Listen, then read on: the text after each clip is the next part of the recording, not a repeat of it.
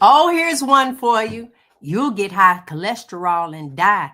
Don't just eat that meat like that. Honey, cholesterol ain't the villain. Wait a minute. Let me cue the music. That's all you get. They told you meat would clog your arteries. They said cholesterol was the enemy. They actually scared you into eating oatmeal all the time and taking statins. And guess what? You still tired. You still inflamed.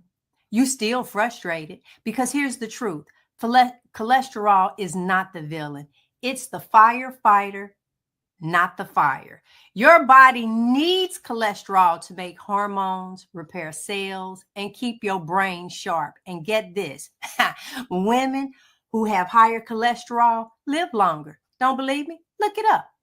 You can't eat the other stuff with it, but it's not your enemy. The real danger, we say it every week, sugar. Processed food, seed oils, that's what's clogging you up. Sis, bruh, listen, don't be afraid of a steak. Be afraid of soda, tea, bread. You've been duped into decades of bad science. We all were. And worse, the food pyramids, because you do know Kellogg's created the first one. But now you know better, so let's do better. Welcome to the show. Terry, Denitra, Robin, take it away. Hey, sister girl. And hey, brother man. Welcome back to another episode. So, what if the only thing standing between where you are and where you want to be is that you keep quitting? Starting over is exhausting, not because you're weak, but because you're wired to survive. When you quit, the body resets. When you keep going, the body restores. So let's talk about what your life could look like 3 months from now, 6 months from now, 1 year from now. Staying consistent isn't punishment, it's your permission to heal. So we want to be clear. Welcome to Hey Sister Girl. We are not medical professionals, and nothing that we say on this show should be construed to be medical advice. So always consult your doctor. But what we are here to do is to help you connect the dots, see the patterns, and learn how to advocate your body and your healing. We want to ask you to go ahead and hit that like button and share this out with somebody that you know needs to not start over ever again. And let us know where you're watching from in the comments. I'm going to turn it over to Terry. Hey, Terry. Good evening. Hang on, Robin. We got one little part we missed over the recap for June. I'm gonna run and do that real quick. Okay. Um, so just a quick recap, guys. We've been on this journey. Greetings to each one of you. We've been on a journey this month, and it's been one for the books. Let me walk you back through what we've covered because this is our last Monday in this month. So June 2nd, we talked about just say no to sugar. We exposed how sugar hijacks your health and showed you how sweetness became suffering. June 9th, we did just say no to stress. We unpacked survival mode and showed you how to rest is resistance. Then on June 16th, we did just say no to sickness. We redefined health for fathers and families and challenged the norm. We really invited women into that space to love men to life, not love to death, love them to life.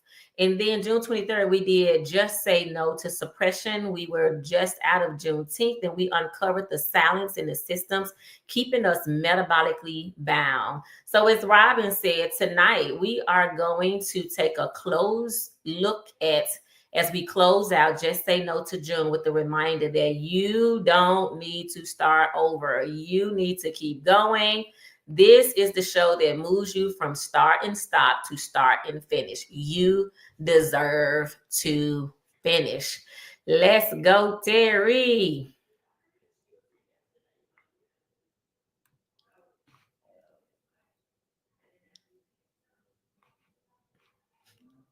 You're on mute.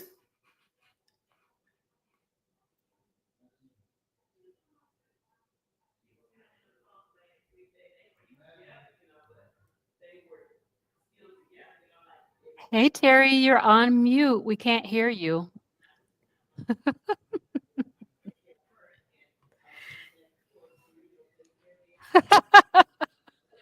So Okay. while we Thank wait you. for Terry to hop in, Robin, do you want me to go or you want Terry? Yeah, Okay. you can go ahead. All right. So tonight, what I really want to do is talk about the biochemistry of quitting. Let's talk about what really happens to your body, not just your emotions when you keep quitting and starting over. So there's actually something going on in your body when you continue to quit. This is not about willpower or any of that. It really is about your wiring. It's about a made up mind. It's about a new mindset. So let's talk about it, right? So this inconsistency that you do when we say, hey, I'm gonna start over on Monday, I'm gonna start over on Monday. This inconsistency that we do confuses your body. You think you're just having a few bites here or skipping your habits there, but your body is asking, are we healing or surviving today? Your metabolism thrives on rhythm. Quit and start breaks that rhythm. So essentially what's happening is you keep making these decisions that you're going to do right. And then you say to yourself, like, I don't know I don't know about tomorrow. Like, I'm going to try something. Oh, it's a treat. Oh, I can have a little bit. Oh, I can do moderation. But you kick your body into this, start and finish. And so it doesn't know if this is a healing process or are we continuing to be sick? And then the next one is insulin resistance gets worse every time you quit. So what do I mean by that? Remember, insulin resistance is when your body starts to resist the insulin. That means that there is no regulator for all the sugar that you're eating. So every time you go out plan and you spike your insulin, your cells get more resistant. Your fat storage increases and the stall lasts longer. This is why it gets harder, not because you're broken, but because your biochemistry is confused. I'm living that out right now, guys. Like, I am in a fight right now to like fully reverse insulin resistance. And because I have so much visceral fat, and what I mean by visceral fat is that it is on my organs. And while I have gotten better over time and I'm continuing to get better, that is my struggle. This is why I no longer quit. It's no longer a start over for me. For me, it is how do I just keep going? And then inflammation. So the inflammation that you have cleared out of your body is starting to heal. When you continue to eat or put those things back in, sugar and processed carbs don't just stop progress, they restart the fire. So if you can remember when we were kids and we would get a sore and that sore would heal over and we would pull the scab back, you reintroduce inflammation in the joints, the belly, and the brain. The bloating, the puffy feeling, that's not just in your head, it is metabolic. So when you keep quitting, these are the things that happen. And so let's talk about gut disruption happens quickly. So as soon as you feed your body something that it doesn't want, this thing that we call a cheat day, every cheat day is like pouring bleach on your good bacteria. Bloating, constipation, skin flare-ups, it all comes roaring back.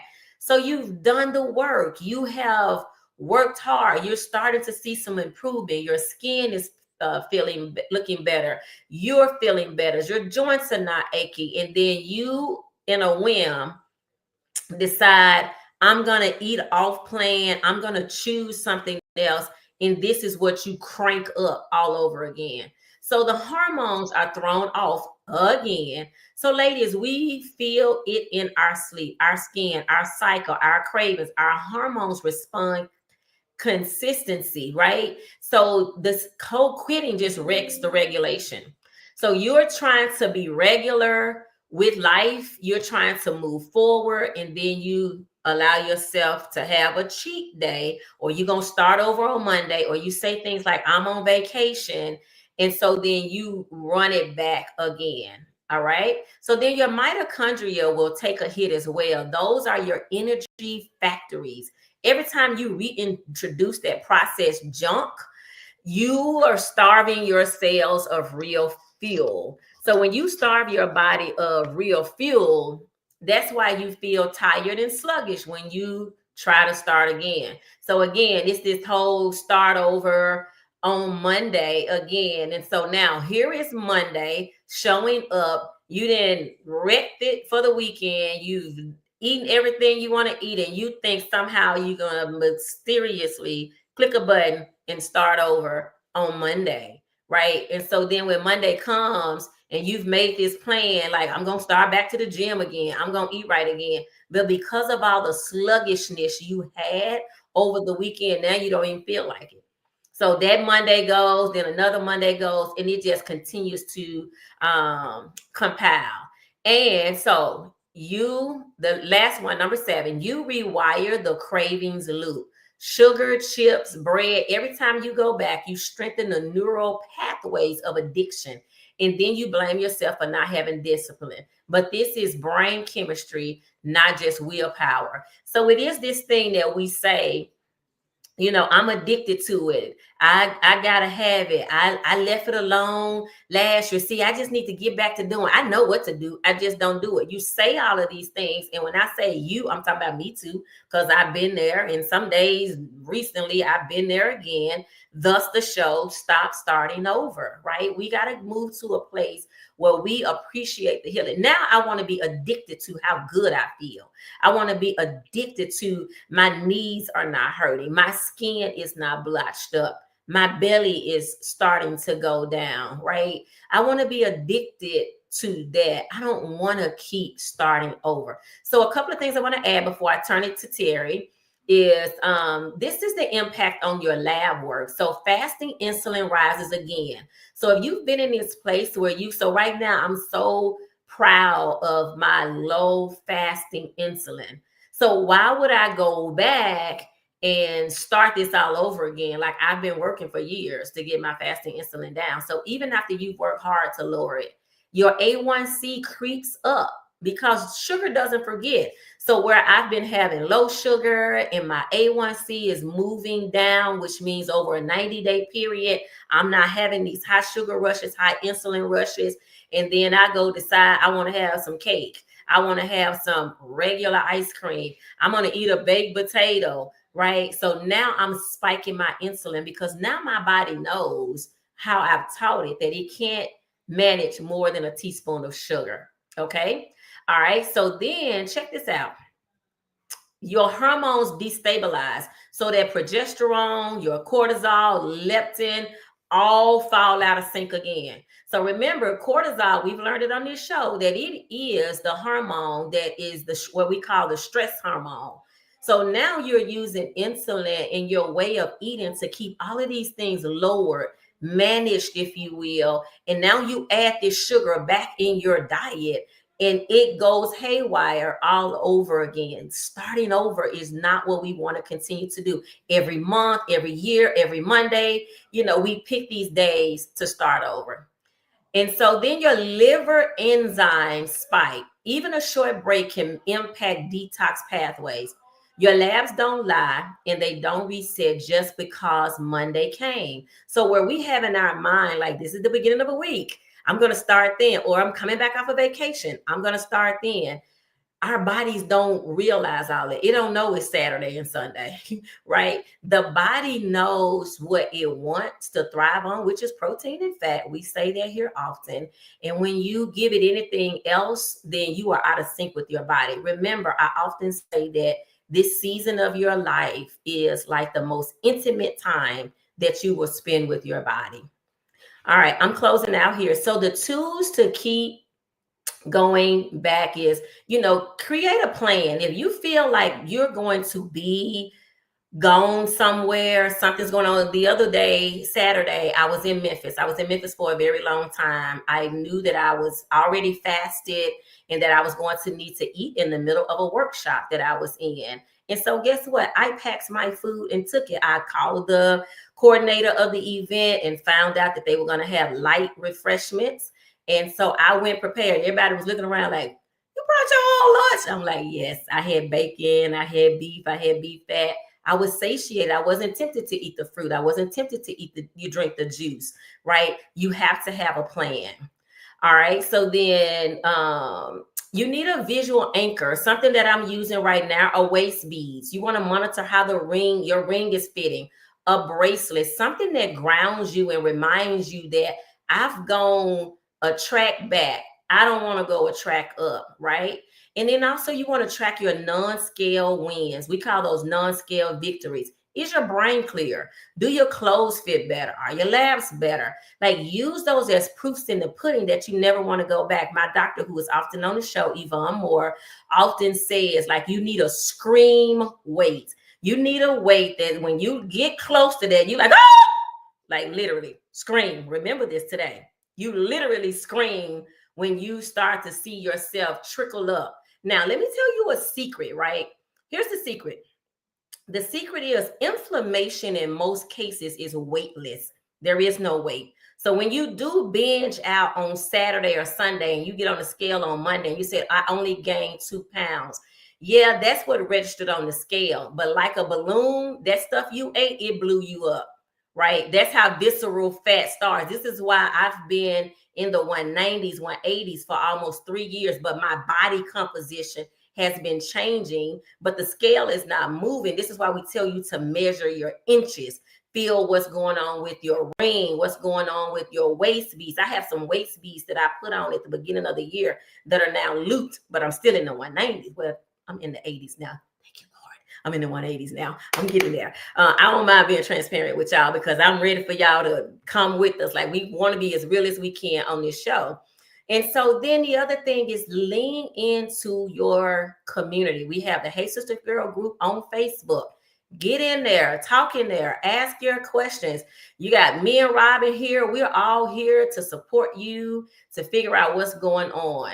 And you really cannot always rely on the mirror, but I also would say find you an outfit that you can try on every Monday so that when you look at that outfit, you can say to yourself, I see some changes. Take pictures. I got pictures that none of you will ever see unless I'm dead and gone and somebody lets you see them. But I got some, right, that I check myself. And so when people say, oh, yeah, girl, I look like I was 9 months pregnant. No, I look like I was 18 months pregnant, right, with some quadruplets. That's a stomach that I had that y'all will never see that part of me, okay? I'm just saying.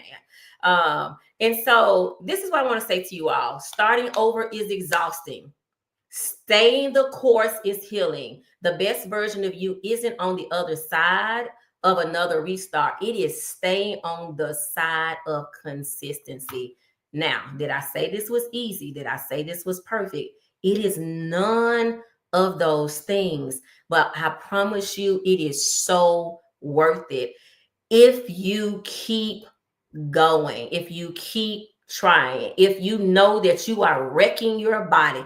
Again, I say it like this. You're putting a little teaspoon of sugar every day. You finally kill all that sugar out of your gas tank. Your car is running perfect again. It's doing better. And then you start putting the sugar in again.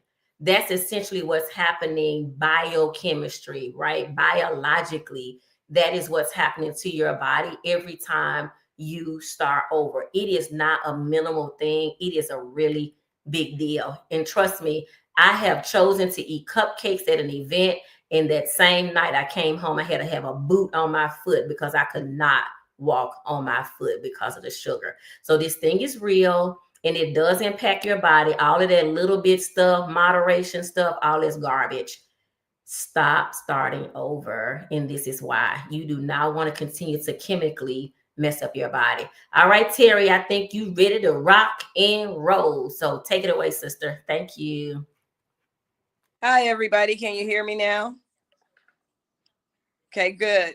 I think the storm is passing. We were having some type of thunderstorm going on, and I think that's what messed me up a little bit.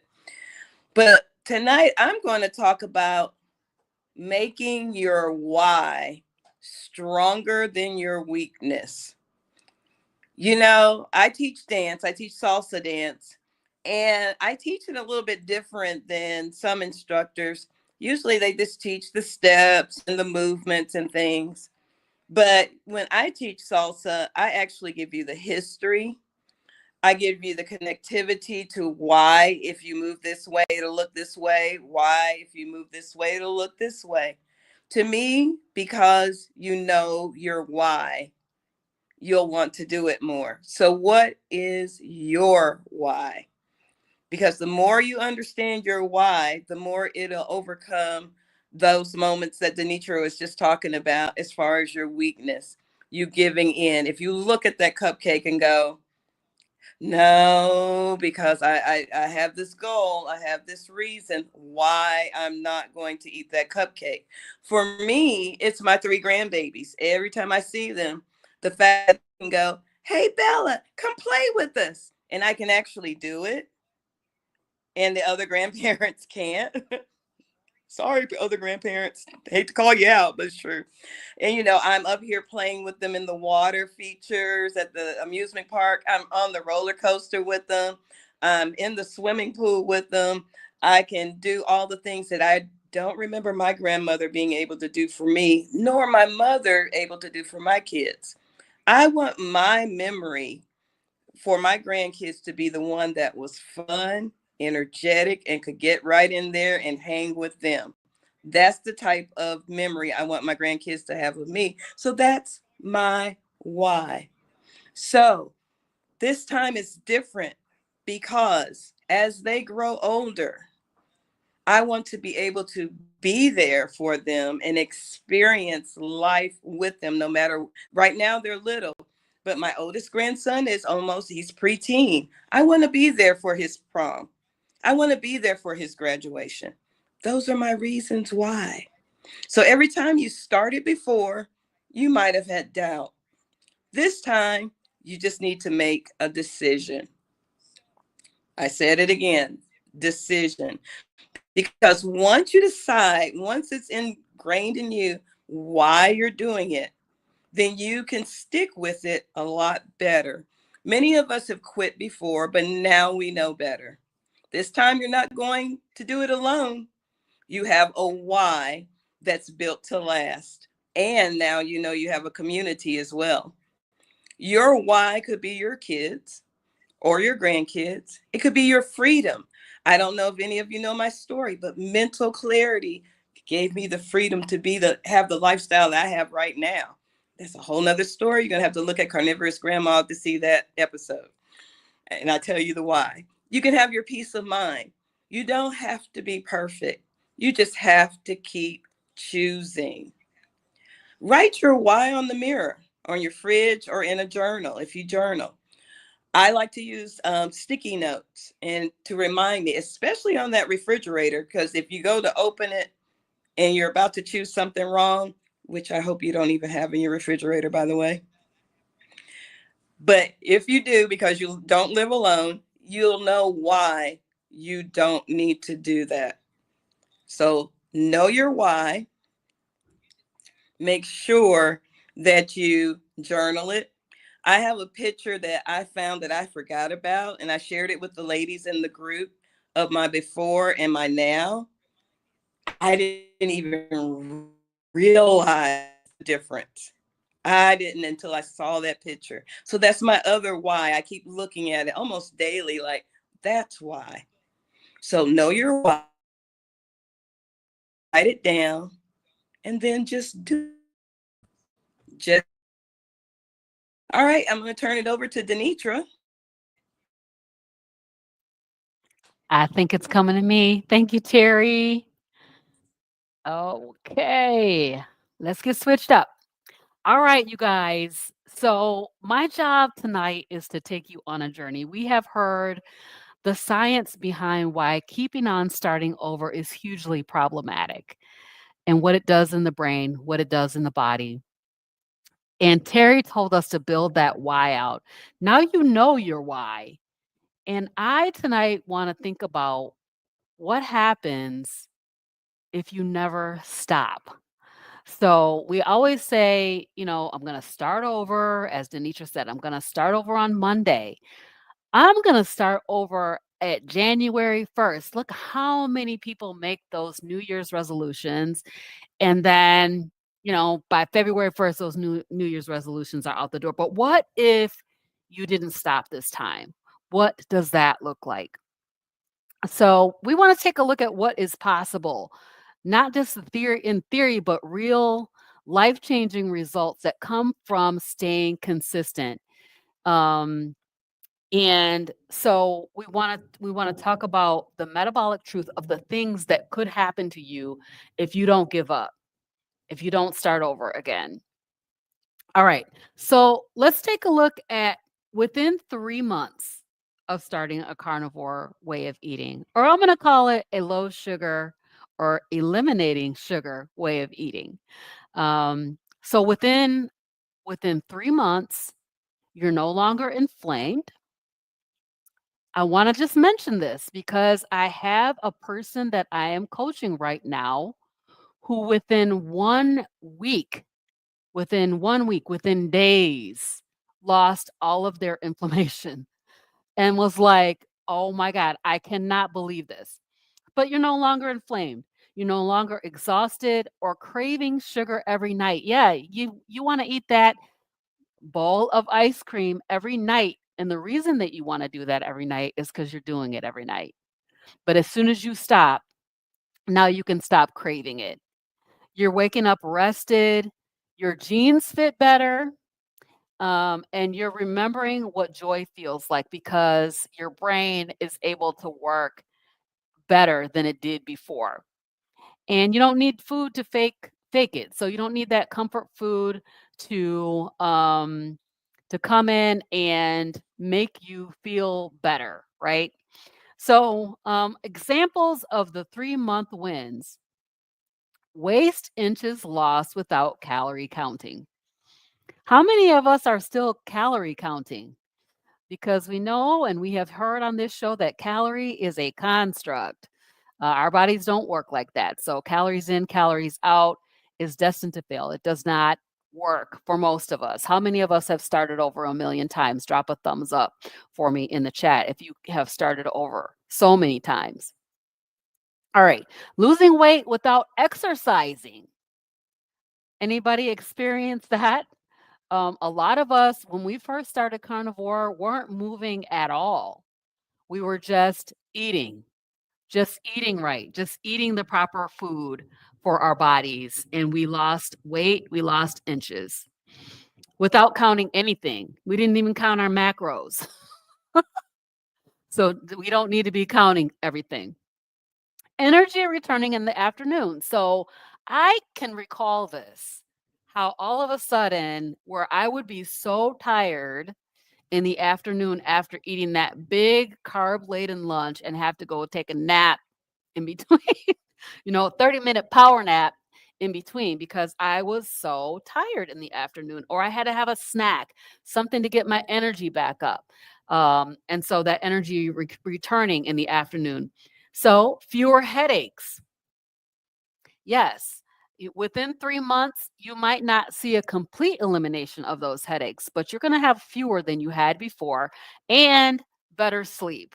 A lot of people, when they go on a sugar-free way of eating, determine that they don't even need as much sleep as they used to. And I'm the woman who everybody used to talk about me. My grandkids laugh at me because I would be in bed sleeping at 7 o'clock, and they're like, "Uh-oh, it's 6 o'clock, time to get ready for bed." And then finding out that I don't even necessarily need as much sleep as I did before. Clearer skin. Now, that's my testimony. Clearer skin. So I had eczema, but you might have acne. So a lot of people have cystic acne, and you find out that your skin is going to clear up on carnivore. And then your mood swings will be reduced. That's examples of things that can happen within just 3 months of starting a low sugar or no sugar way of eating. So within 6 months from now, you'll become the testimony. First of all, when you start your sugar-free way of eating, everybody's going to be watching you to see what's going to happen. Now at 6 months, you are no longer on the sidelines. You are living proof that this works. You reverse markers that your doctor once warned you about. You may even have reversed some issues that they told you that were chronic and incurable. So one of them is type 2 diabetes, can be reversed in a very short period of time. And what you're saying yes to at 6 months, you're saying yes to outings. And so many of us are dealing with social anxiety, right? And we say no because we don't want to be peopling too much. Too much peopling will get us down. But you'll find that that social anxiety will lift, and you're able to say yes to things that you used to have to say no to. You're saying yes to walks. Look at us, 14,400 steps a day. That's crazy. I cannot imagine that. I remember that I was walking about less than 2,000 steps a day because I work remotely. I work from home. So I was not walking at all. And now I'm up walking and moving around. You're saying yes to laughter and you're saying yes to life. So here's some examples of wins that you could have at 6 months. Your lab numbers are improving. Your A1C, blood pressure, your cholesterol numbers, your fasting, your fasting insulin are all numbers that are improving within 6 months. No more sugar binges. So, as I said earlier, and as has been said, the more you consume sugar, the more you're going to crave sugar.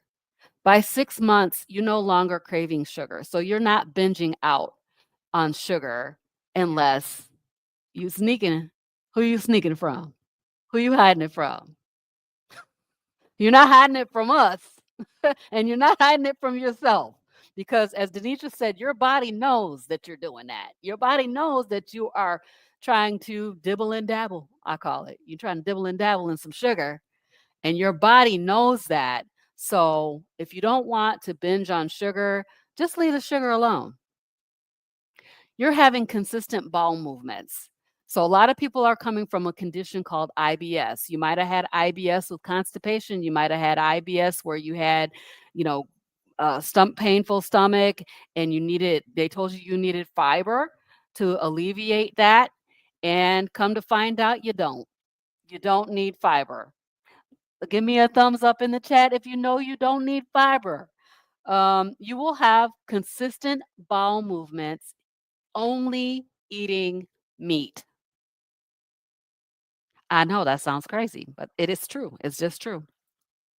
Your confidence is building, your peace is growing, and then you're reducing your medications. You might even be off of some of your medications. High blood pressure medication, insulin, all those different doctor supervised, medications. You want to make sure that you're working with your doctor to get off of them, but you definitely can get off of them. So many people in this space have gotten off of scads, gads, gobs of medications. I'm thinking about Carrie Mann from Homestead How, and how he has this big old box of medicines that he was on and is no longer on. All right, so let's keep on daydreaming. Let's go to 1 year. The impossible became you. So they told you that this issue could not be healed. It was chronic, incurable, it could not be healed. But here you are. Here you are, lupus, healed, whole, and still standing. Here you are, metabolic syndrome. I'm thinking about G. My God, the woman is healed. I can't wait for her to come and tell her story about healing. You're healed, whole, you're still standing, not because it was easy. And as Denisha said, this is not easy. It is not easy. But is anything that's easy worth having, right? That why needs to be bigger than how difficult this could seem. But I will say this is the most simplest way of eating that you can imagine. It's extremely simple, very, very straightforward. Just eat meat. Just eat meat and eat some fat. All right, so examples of one-year transformations. Reversal of insulin resistance or pre-diabetes, or even diabetes. Hallelujah. Reversal of something that they told you could not be reversed. Fertility improvements. So many women getting their periods back. They got PCOS and they don't no longer have periods. Some of them getting their periods back and having a stable hormonal cycle. Guys, I just want to mention this.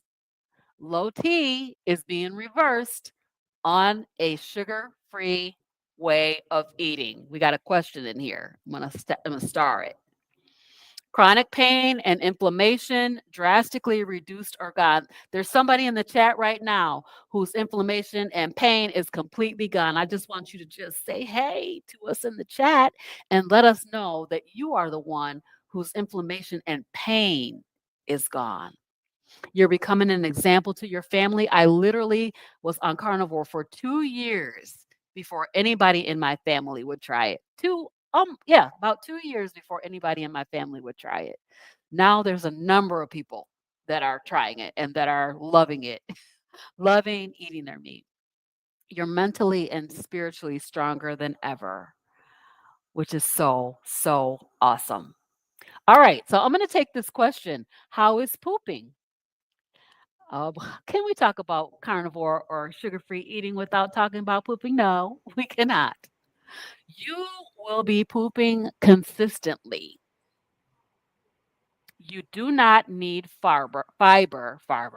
You do not need fiber in order for your bowels to move. I know that that's what we've been told. I know that that's what we've been taught. It is not true. You will poop on carnivore.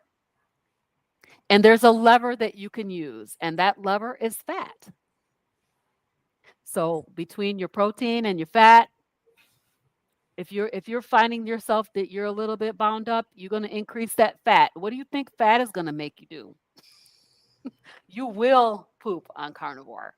So, and I have to say for myself, I had constipation, chronic constipation. I had IBS with constipation. And when I went on carnivore after 30 days, I had a normal bowel movement for the first time that I can remember in my adult life. And I was like, oh, this is the way things are supposed to be. And yes, it will normalize. Your bowel movements will normalize. I don't know if Denitra, if you want to have a comment, or Terry want to have a comment on that before I go on. Yeah, no, I was just going to add what I know is you said it exactly right, Robin, that fiber is not necessary for pooping. Fiber will make you poop, but it's because your body is literally spitting it out. It doesn't want that fiber. It doesn't want that plant-based stuff. So this is why it ends up in the toilet. The other thing to think about is when you eat meat, your body absorbs it. It never makes it to the toilet. The only thing that we keep calling this thing a bowel movement. I teach my clients to call it a waste. It should be called a waste. And what I mean by waste is once your body has tried to use whatever you have given it, and it can no longer use that thing, that it is trying to spit it out, it's trying to get rid of it. That's literally what a waste is. It's the same thing. The same way you upchuck when you don't want something, right? The same way you cry tears out of your eyes. All of those are places of bile. It's like letting things out. It is an open transport system, a way to escape from the body. Now, when your body gets meat in it, your body absorbs that as a part of the body. Those are the nutrients and the fuel. You're never going to see that in the toilet, right? Here's the comparison. Your car, when you go to the gas station and you pump your gas, you're not standing there waiting for your car to be regulated and all the gas to run out on the ground. But essentially, that's what we say to our bodies. We think, oh my God, I got to have a bowel movement out there every time I eat. That's a lie. That's a myth. It's not true. Do your research. Your body is absorbing that for utilage. It is going to use it. The only thing the body is going to kick out is what it Right. cannot use and what it does not use, and that is waste. So stop calling it a bowel movement. It sounds fancy. I know we call it poop and all of that, right? I even have clients coming to me now saying, do you know my poop doesn't stink? That's because you're not eating wasted stuff. So when you eat salad, thank you, Darth Carnivore. When you eat salads, you eat corn, you eat rice, you eat all of those foods. Here's two things that are going to happen to those foods. They're going to immediately try to get as much as the body will try to get immediately as much of it as it can out to the toilet immediately, right? All that it doesn't get out, it stores on your body. Now, doctors and medical people call it fat. I call it inflammation. This is how you become inflamed. Is because you couldn't poop that out. You had this huge big salad. I was in a restaurant yesterday. The lady thought she was doing something good. She had corn, cabbage, lima beans, and a big old piece of cornbread on her plate. And I said, why are you eating all that? She said, I'm just doing vegetables today. I'm just doing vegetables. And in her mind, she was being healthy. So, of course, I got in her business. It's what I do sometimes. I got in her business and made some suggestions of some things. She was literally carrying her plate on a walker. She was holding her plate on a walker while telling me to go get her some fried chicken. I said, ma'am, I'm not going to give you no fried chicken. I'll give you some grilled chicken, right? I'm not, because they're breading on there. If it didn't have the breading on there, I would give it to you. I did give her my phone number. But I'm saying that to you all to say this whole concept around poop is a myth the way we've been taught. When you think about a lion's poop in the wild, go do your homework. It's called scant. That skin only has skeletal bones and hair in it because that's what the lion had to tear through to get to the meat. But when they find it in the wild, it's no meat there. All that meat he ate, none of that shows up in the lion's poop. Do your homework. Terry, I don't know if you have something you want to add. I used to be the queen of fiber, but all it did was bloat me. And I kept wondering why my stomach wouldn't go down. But as soon as I turned carnivore, and I had the fear like everyone else that, I'm going to be constipated. But when I started eating carnivore and increasing my fat, and the first time I'm kind of like you, Robin, that I went and it was just like normal and not difficult, I was like, hallelujah. I don't need that fiber. And then all of a sudden my tummy started going down, and that was the results that I wanted. And I started listening to people like Denitra and Dr. Berry and Carrie, all the carnivores that are out there. And they were like, you will absorb what you need through the meat. And then whatever you don't need, that's the poop. And it made sense to me. So I'm just saying, if you're taking a bunch of fiber, stop. It's doing more damage than anything. Just increase your fat, eat your protein, and that's it. Thank you, Terry. So I just want to mention this. Dr. Kilt says that fiber is like a Brillo pad in the colon. Can you imagine what's happening inside there? How it's ripping and shredding up your colon? That's why we have leaky gut. And we have all these issues. Yes. So we do not require fiber. It is not mandatory for human consumption. And in fact, it is waste, as Denitra just said. It is waste. And that is why it's pushing everything out. So thank you for that question.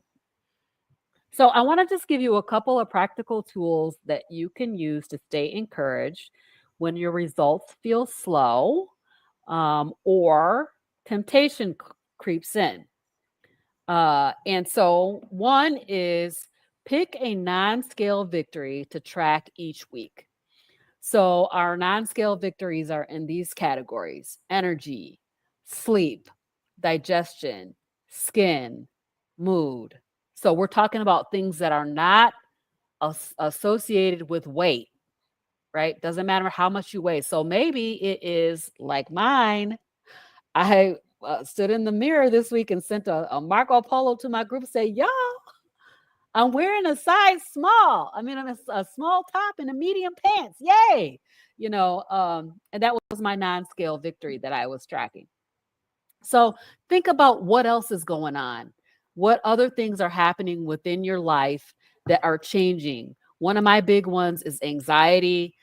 being able to drive over a bridge without feeling like I'm gonna run over the side. Now that's a terrifying thing, y'all, but it's so much better. So create a future you vision board or journal prompt. So write down or visualize, who are you becoming? Go back to that why. Like, what is it that you want to be able to do and desire to be able to do that that you'll be doing in the future when your body allows you to do it? Okay. And then celebrate the boring wins. So a day without cravings. That first day that you don't have a craving for that sugar because you have eliminated it, that is a great day, and a lot more days to come after that. A week of walking or meals without drama, simplifying those meals. Do you have to going out to a restaurant and choosing the foods that serve your body? That's a big non-scale victory, and it is something that is doable. And so I want to encourage you to think about that. So your body does want to heal, and your future is not built on perfect days, but it's built by consistent days, and keeping going. You'll look back in a year and barely recognize the woman or man who wanted to quit. What is it? What is it going to look like when you don't start over and you just keep going? So starting over is a trap. We're not starting over because our bodies are like, what the heck are you doing? Staying the course is going to cause transformation. So I think I'm turning this over. Let's do a couple of questions. So I saw some questions in here. Hey, I see some people from my channel that are new to us tonight. So yeah, they have some really good questions. So the one that's there, Robin, do you want to read it? You just want me to? Yeah. So no fried chicken? Question mark. Baked chicken is what I do? Nope. Go ahead, Denitra. So yes, you can have fried chicken. I eat fried chicken often, all the time. So here is the thing. So the reason why, because I always like to take us back to how did we even get to saying no fried chicken? Because you hear that. I was with a group yesterday and a young man was saying, don't eat fried foods. You can eat fried foods, but it's about what you put on the fried foods and what you cook the fried foods in. So let me say that again. We are typically frying chicken in flour. We dip it in flour, we dip it in buttermilk, and then we fry it so that it'll have a crunch. We think that's how we get the crunch. So that fried chicken is then fried in some type of canola oil, some type of frying oil. What in the world is that, right? We stop at these fast food places, and what I mean by fast food is like wing places, and we buy wings and they've been fried in what they call frying oil, vegetable oil. Those are all lubricants that are meant for machinery. So let me tell you how I fry. Oh, look at there. Somebody just took it. Come on, Charlie. All right, Charlie. This is how you fry chicken. And yes, you can have it all you want. You can eat it every day if you like. So you're going to fry your chicken. You're going to season it. And once your chicken is seasoned, and I'm particular about my season, I only use Redmond's seasoned salt is all I use. I know I had a whole weekend this weekend where I threw away all the spices and seasons that have been like hanging out in my cabinet for 5 years. I finally dumped them all, from the garlic salt powder, this chili powder. I don't use any of that. I have two things that I use. I use Redmond's salt whenever I'm eating a steak. That's all I want on my steak is just the salt. When I do ground beef or chicken or fish, I use Redmond's seasoned salt. So here we go. You're going to season your meat. And when you season your meat, now I do use mustard on there as a flavor. Sometimes I do soak my chicken in pickle juice, which pickle juice is like an electrolyte. I do that sometimes. But then I use beef tallow. So on this show, you all have heard beef tallow 1,000,000 times. If you haven't, then let this be the first, but not the last, that you'll hear beef fat on this show. And so you cook up beef fat, and the stuff that is left, the grease that normally in our world we drain it off and toss it because we don't want that much grease. We be trying to figure out how to keep the grease on there, right? So you have all this grease left. And so now that's what I fill my deep fryer with. And then I fry my chicken, whether it's thighs, whether it's fish, whether it is wings. I fry them in tallow so that I can have fried chicken and it's crunchy, it's crispy, and it tastes good. Like it's some of the best fried chicken that I've ever had. Now, when you go to a restaurant, they're not going to do that for you. Buffalo Wild Wings says that they fry in tallow. I do know that there is some whatever that word is. I don't know. Hydrogenated. It's mixed with something, but I would say it's less bad than your friendly neighborhood fried food. Now, before I really learned about tallow, there's another one. Nana BC says she uses bacon grease for hers. And y'all, if you mix bacon grease and tallow together and fry in that, so good. Bum. But before that, for our newcomers that are here, you can also use avocado oil. I have fried avocado oil because it can stand high heat. But if you have canola oil over your house right now, go throw it away unless you need to oil some machinery. If you have vegetable oil, there are no vegetables in vegetable oil. Get rid of it. You should be using animal-based oils. Lard, which is pork grease, tallow, which is beef grease. If you don't have that, the next best thing to that, or less bad, as Dr. Berry would say, is using avocado oil. All right. The next question. Stacy Smith Bailey wants to know, no vegetables? No vegetables. Yeah. So Stacy, another good friend, thank you for joining and tuning in with us. So vegetables, here we go. Vegetables are all plant-based. They are all plant-based. And because they're plant-based, they're going to metabolize in your body as sugar. So when we are expanding on this idea of doing carnivore or doing no sugar, if we're saying no sugar or very little sugar, vegetables are sugar. Yes, every kind of vegetable you can have is going to metabolize as sugar. Sugar is going to spike blood. Blood is going to spike insulin. And remember, when you eat it, it's just a filler in your body because it's not nourishing your body. I know, Stacy, that's so hard to hear, but yes, it's true. And we can talk offline. But it is going to store on your body. All that you don't get a chance to poop out is why we have this, what people call a fufu. We didn't name the thing, right? Those are some vegetables, some plant-based stuff. All this inflammation, ain't none of this meat, y'all. All of that stems from some plant-based. But let us hear from someone else, Terry or Robin. I don't know if you have some thoughts about vegetables and how to kind of get somebody who's new to the thing tonight. I'm going to let Terry go first, and then I'll go.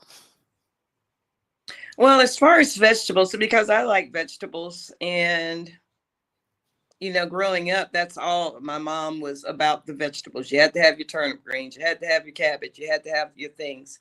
But what I've noticed since I've been carnivore, since we're talking transparently, I don't release gas. I'm going to put it that way, like I did when I was on those vegetables. And if you stop and think about that, what are those vegetables doing inside your body? How are you processing that in your body? So we always tell people, just try it. Try it for a week, try for 2 weeks, try for a month without the vegetables. And then you'll start seeing the results. And it also, if you do incorporate vegetables, it will delay you. But if you go straight carnivore and the fat, watch how fast you have your progress. Robin? All right. So yes, a lot of people ask about the vegetables and whether or not, so many people have told me, but I love vegetables. And what I'm thinking is, vegetables don't really love you that much. I think you guys have both said it. They're going to convert to sugars in the system. I was on keto for 10 years. 5 of it I was on strong keto. 5 of it I was on Cheeto. because those vegetables and plant-based materials were causing me a problem, and that problem was cravings. I craved everything. Vegetables are unnecessary in a human diet. I don't think that they are required or mandatory for a human diet. In fact, no carbohydrate, there's no essential carbohydrate, is what we're understanding. There's a great conversation going on in the chat about whether or not there's some kind of essential fiber and stuff like that. So, what I would say is how we are understanding it today is that fiber, carbohydrates, which all vegetables are carbohydrates, are non-essential. And so, in terms of no vegetables, if you are going to be on a carnivore, which means I'm going to be a meat-based person, no vegetables. There are different levels, I guess, of a proper human diet, as Dr. Berry has coined the phrase. It's a spectrum that goes from low carb all the way to lion diet, which is just ruminant animals and salt and water. Maybe not even salt. Some people don't even use salt. So some low starch, low carbohydrate, low oxalate vegetables, right? So it just depends on what your goals are. And and you'll be making that decision for yourself as to whether or not you can have any vegetables at all. I have determined after 2.5 years on carnivore that I cannot tolerate vegetables. I have sensitivities to vegetables. How do I find that out? By eliminating them and eating only meat. And then I tried to bring some stuff back in and I found out, well, that doesn't serve me. It doesn't do me well. So so that's going to be up to you, Stacy Smith Bailey. Let me just add one other thing to Robin, just a little history. So especially in the Black community, so how we even started eating vegetables. You can go back and do some homework on that with Ellen White, who is a 7-day Adventist. Again, whenever I speak about this is not a bash to any spiritual or religion. It is literally the history of how we began to eat vegetables. And the reason was they were trying to keep men from masturbating. She heard these voices that told her that Christian people should not be eating meat.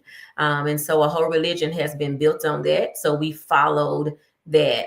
The other thing for us in our communities relative to vegetables, I mean, if you just think about greens, why do we add meat to them? We're adding meat to them because we have very little meat. So we were resilient people. And as a part of our resilience, we took the pork meat or the beef meat or whatever, bacon grease. This is why you put a little bacon grease in your greens, because you're trying to give it some flavor. But how we started eating it was because it wasn't enough meat for the knucklehead sitting across the table. And so sometimes we got to go back a little bit deeper so that we can have a better understanding of the why we do the things that we do, as opposed to just blindly doing them. I was a vegetarian. I was a vegan at one time because I thought it was the healthiest way for me to eat. The last thing I want to say about this, y'all, is that seeds never, ever die.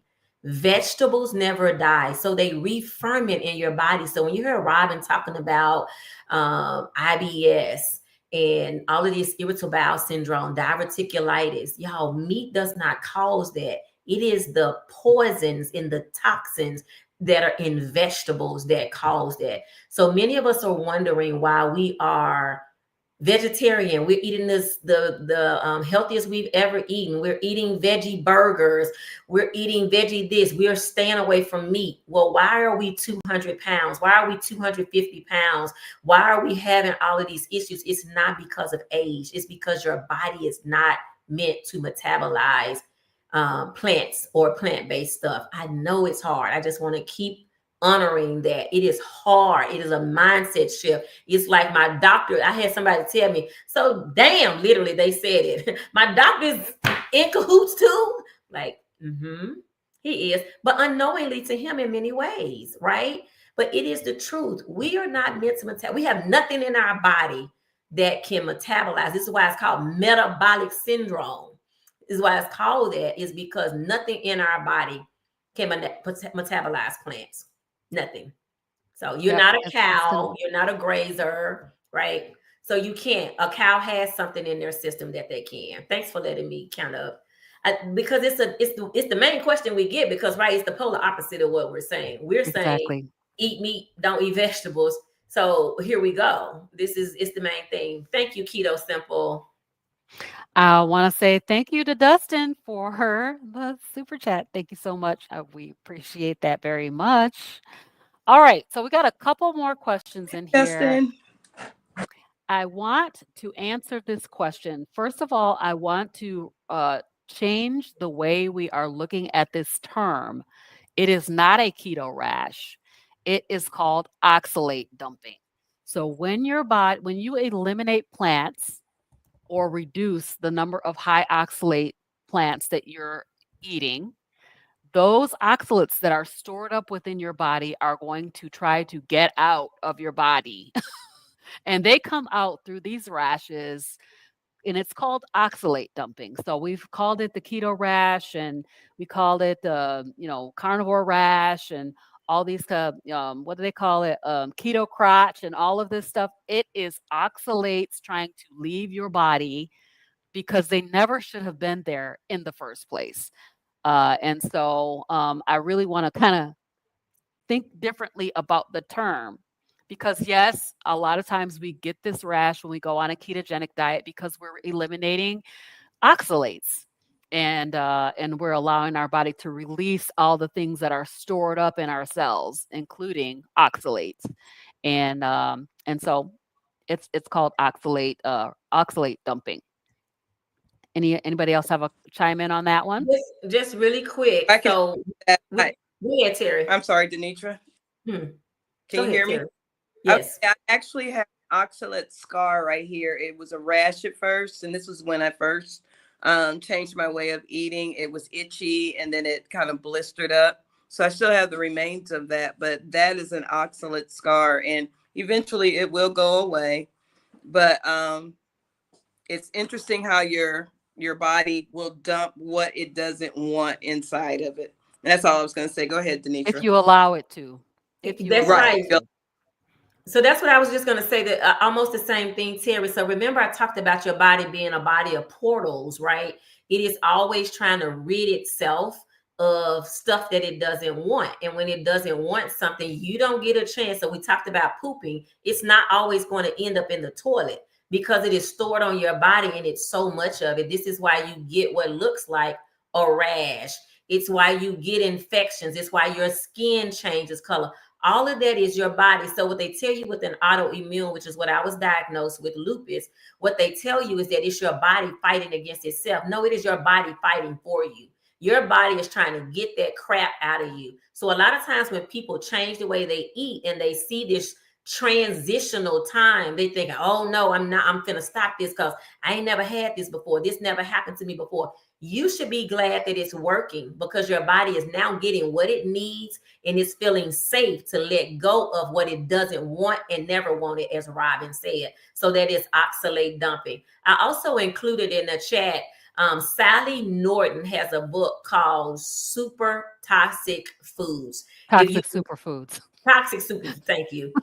Thank you. I knew the super went somewhere else. Toxic Superfoods. Y'all, this book, thank you for that, Robin. This is why we have to help each other. This book will teach you all about the stuff that you think is healthy. I had a whole conversation at the dinner table yesterday about how great kale is, and I was just cringing because kale is not great. It's one of the worst things you can put in your body. Spinach is one of the worst things that you can put in your body. These things have tentacles, pinnacles, phytates, all kinds of stuff in them because they don't want to be eaten, first of all. They're trying to preserve their life. And this is why they're growing out of you, right? Because they're continuing to grow. They're continuing to ferment. And so they are fighting their way out to life is what they're trying to do. So I just wanted to add that as a statement. All right. Any other comments on that? Trying to get you guys a link to the book. Thank you. So one of the things, Robin, Jackie Hopkins, thank you for your question, and thank you for tuning in. You asked about naming some of the fats we use, and so I did put some of those in the chat. So any animal-based fat. So like we've been taught to like take the skin off of chicken. We've been taught not to eat the skin, eat the skinless and breastless. You should be eating all the skin and more skin. We've been taught don't eat pork skins. You can have all the pork skins you want if they're plain. Can everybody say out loud in the chat, plain? Plain cooked in tallow, cooked in pork Yeah. fat. Why would they cook pork skins in vegetable oil? Vegetable That oil, makes right? no sense. So you can't eat any. I have to say this to my clients over and over again. They hear me say pork skins and they think, great, they just go get all the pork skins. The ones that are flavored have some compromising chemicals, basically ingredients in them. So, but plain pork skins, if you can look on the back and it only says pork skins on the back, you can have those all you want. That's a good fat for you. Bacon, remember on here we do purse bacon. We almost cook bacon every day. And honey, if you haven't tried beef fat, I've tried it with a friend today. It was her first. She was like, this tastes kind of good, right? Kind of good. She hasn't eaten meat in 10 years. And Oh, she had beef man. fat in a patty today. And she was like, okay, right? Because it's so good. Forgive me for smacking y'all. So I just want to say those are the fats that you can have. If it's the fat off of an animal, you can eat it. Some animals are very lean. Like you're not going to get fat from turkey. You're not going to get fat from chicken. This is why we harper on eating beef fat, because you want the greasiest part. If you get a brisket, don't ask for lean. Ain't that right, Terry? Ain't that right, Robin? Yep. Yeah. Don't get no lean stuff. You won't. If they can't bring you marbled, is the fancy name for that. Bring you some marbled brisket. Yes. All right, we got another question I see the coming fatty up. end. Let's see here. What does a meal look like? So I just want to say that I have so many what I eat a day in a days on my channel. Yes. If you want to see what to eat, that is one of the objectives of what I do on my channel, is to show you what to eat. Because when I started carnivore, there were just, there's a lot of channels now, a whole bunch of them. But when I started, there weren't that many. And I was like, people want to know what to eat. So what do I order when I go out? What do I order at McDonald's? What am I eating? My meal looks like meat with a side of meat and maybe a side of fat. That's basically. And I grew up with I was in a house that had 3 things on the plate. There was a meat, a starch, and a vegetable. And we always had 3 things. So I kind of don't feel fulfilled unless I have 3 things on my plate. So I might have a steak and some shrimp and some bacon or something like that. So I am eating meat, but I'm also adding that beef fat that Denitra just mentioned. I'll sometimes put a side of that because the fat I have found has been a true game changer. Anybody else? Yes. I was going to say my favorite meal is a ribeye with some pork belly. I use my smoker a lot because I love smoked meats. That's just my jam. But that pork belly has a lot of fat to it. And of course, the ribeye has a lot of fat to it. So when I eat those 2 things together, I'm satiated. Every once in a while, I'll throw chicken, like a fatty thigh or a couple of chicken wings, just to diversify what I'm eating. And every once in a while, I might eat tuna or something like that. But for a daily meal, it's usually ribeye, pork belly, and eggs. Yep. And for me, I have discovered chuck eye steak now. And so I primarily am going to eat chuck eye steak, as well as like a ground chuck patty. I actually go to a local butcher. I used to only buy like ground beef from Sam's, but when I started eating this ground chuck from this butcher, I will never buy Sam's beef again. It's so good. And so for me, I also don't think of these things as meals. So I kind of want to take that misnomer off the table. What we call, every time we start our first eating of the day or our first fueling of the day, we call it break fast. So we get on and say to each other, hey, this is what I'm having for break fast, because you've stopped eating before dark the day before, and you're waiting until you feel hunger the day of, and then you break that fast. And so it may look, for me, I'm going to have chuck eye, I'm going to have eggs. Sometimes I'm going to have scallops. I like scallops. If I'm just in the mood for some chicken wings, but chicken wings are not going to be a major meal for me. Like, I'm going to have some beef. And the way we think about that is, like premium gas, right? So you go to the gas station and you have these two, you have a regular gas and a premium gas. Beef for us is premium. That is where you're going to get your most bang for your buck, your most nutrients. And I'm also learning, I'm glad you're saying that, T. Lewis. What I am learning is how to eat egg yolks. I'm starting to switch from eating egg whites. So I know for a lifetime we've been taught to eat the whites. The white was the best part, and the yolks were the worst part. So now, coming from us, if you had to pick the best part of the egg right now, it is the yolk. Yes. And so you should be scrambling your yolks and eating that. Oh gosh, Stacey is gonna keep us on here all night. I love it, Stacey. Y'all, I'm so glad we're being patient. I don't know if anybody else wants to start this question off. I will say that it may raise your cholesterol. However, there is a cholesterol heart health fallacy that we have been taught that high cholesterol is going to give you a heart attack. It's so much untruth and misinformation out here around food and eating and what's best for the body, but our bodies make cholesterol. Every single cell in your body requires cholesterol. And I had a conversation with Dr. Ovadia, who is a well-known heart surgeon, has done thousands of heart surgeries. And he told me out of his own mouth that maybe half of the people that he's operated on have high cholesterol. All of them, 100%, have metabolic syndrome.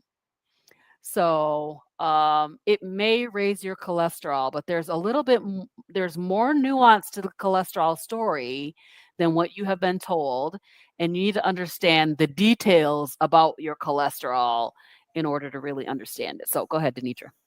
So one, I want to say, Stacey, if you joined us a little late, the video that G dropped today in her absence was about cholesterol. So when you get a chance to go back to this same link, you can go back and watch G's video where she talks about cholesterol. So what we have, and I just put this in the chat, we always hear that LDL cholesterol is bad. That's a bad cholesterol. There's no such thing in your body that has been God made that's bad. Your body makes cholesterol. And what it does is it shows up to protect you. I run very high cholesterol. It is very high, to the point that even my doctor who shows up here is like, I don't know, Denitra, I know you're doing all the right stuff, but this is still looking high. So tomorrow, when is the 7th, y'all? It's not tomorrow. It's next week. Okay. Yeah. Next Monday, I am going to see a cardiologist just because, but I know that my body is healing, right? So what I'm more worried about than the LDL cholesterol are the triglycerides.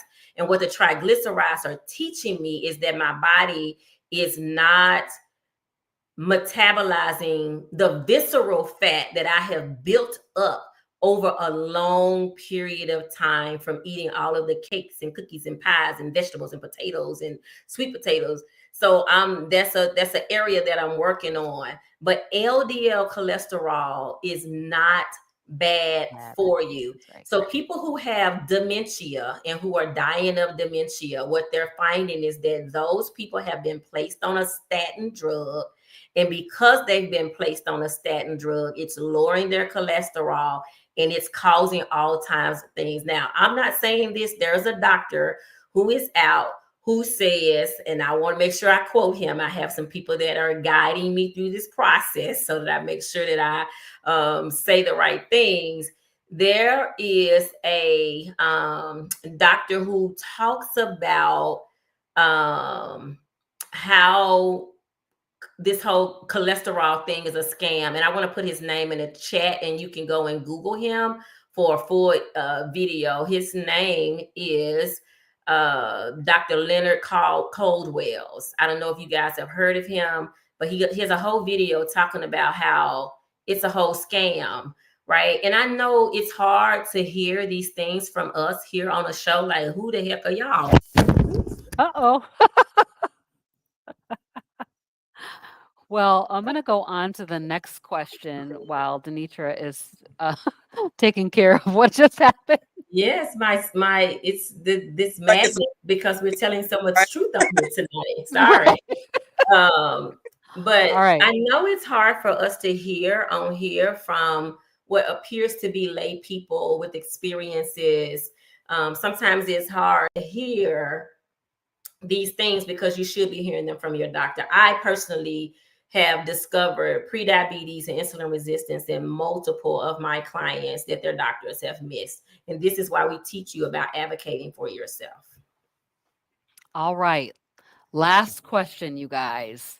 Can carnivore be successful for someone who only eats meat well done? Yes. Yes. Yes. Yep. Any meat, nose to tail, you can eat all the meat you want to eat, nose to tail. If it had a mama, you can eat it. That's what we say out here. I did see another one. But you will notice that your preference will change over time. So you can start out Yes. wherever you want as long as. Yep. Yep. This person, Keto Simple, I don't know the person's real name, Dustin. Dustin, the life expectancy of a person on statins is about 5 extra days. So the point that he's making there is that you got on a statin and somebody died today that wasn't on a statin, and somebody lived 5 extra days. So, but what damage did they do while on that route of being on a statin? It's $1 trillion business. So this is a hashtag no statin. So y'all, longer show tonight, but we obviously needed to, be able to dial deep and help you guys work through some things. And that's what we're here for. So Yes. Thank you for those that are stuck around. Robin, you gonna close us out? I am. I want to find it. Here it is. You guys, we are having an impact with CarnivorousGrama and Friends. Meet up and eat up August 30th. 2025. It's in Kalamazoo, Michigan from 12 to 4. And we are having an after party from 4:30 to 7:30. The registration fee is $25. It is very reasonable. The after party is $10. So come out. We're going to have Dr. Kiltz there. Dr. Hampton's going to be there. Our ace, Denitra Davis, is going to be in the house. Terry Carver's going to be there, and she's going to be teaching us her dance moves. We are so excited about that. And of course, Frederick and G, from Hanging with the Browns, are going to be there. So we would love to see you. Let me just take this comment down so that you guys can get that QR code. You can pick this. You can get this you can get this by going to my website, CarnivorousGrama.com. Or you can scan the QR code. We would love to see you in Kalamazoo. I really, really hope that you will be able to make it. Come on, Dustin. Come on. We want to see you over here. Dustin, we can bust the move, Kalamazoo. Dustin. You can do Yes. it. Yes. So, is that the last word? Yes. So for me, just join me on Saturdays for Nutritional Knit, 3:30 Central Time on Saturdays. That's where my show is. I am your ace on that show. And so, yes, if you want to check me out on a Saturday at 3:30, and you can also catch the live link there. So, Terry, what you got? Okay, I was looking. Darth Carnivore says he's coming to Michigan. Woo-woo. Yeah. But anyway, I am restructuring my show a little bit, so I probably will go live sometime this week, and kind of discuss what my plans are and which way I'm going to go with my channel. Nice. Right. All right, you guys, we thank you so much for being here tonight. We are just saying no. We've been saying no all month, and today we are saying no to starting over. We are never starting over ever again. Have a good night, you guys. We'll see y'all next time. Good night.